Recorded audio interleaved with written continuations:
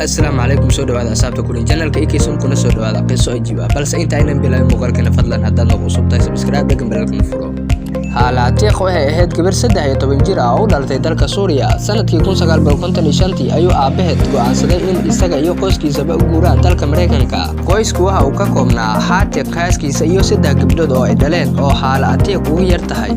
diyaaradii ay soo raaceen waxay aga dhigatay magaalada New York balse iyagu waxay rabeen inay uga sii ambabaxaan gobolka California oo ah meesha ay rabaan inay degaan markay ku degeen garoonka New York ayaa hooyadii iyo 3 gabdhood laga dalbaday inay hijaabka iska bixiyaan si sawir loo qaado kadibna looga dhajiyo green card-ka hooyadu marka hore way ka agajiday balse markii dambe way ogolaatay gabadhii u weyneed gabdhaheeda iyadana way ogolaatay in sawir la qaado hijaab la'aan gabadha labaadna iyadana way ogolaatay kadib waxa la soo gaaray gabadhii reerka ugu yareed ee Haalaatiiq markii la yiri hijaabka iska bixi way diiday wax badan ayay gaalada isku dayeen inay gabadha yar ku qaniyaan inay hijaabka iska siito si sawir loo qaado balse go'aankii ayay ku adkaysatay waxay bilaabeen inay ugu hanjabaan inay dalkeeda Suuriya ku celin doonaan haddii ay ogolaan weydo inay hijaabka iska bixiso Haala waxaas oo dhan dhig jalaq uma siin ugu dambeyntii waxa ay go'aansadeen in iyadoo hijaabkeeda wadata sawir la qaado sidii baana la yeelay oo sawirkii loo qaaday laguna siiyay kaarka cagaaran waxay noqotay gabadhii ugu horeysay ee green card-ka sawirkeeda lagu dhajiyo iyadoo hijaaban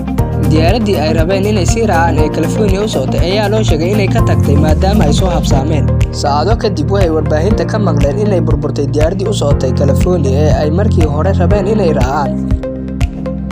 Haala ayaa tiri fadliga Ilaahay iyo hijaabka aan diiday in aan iska bixiyo ayuu Ilaahay nooga badbaadiyay geeri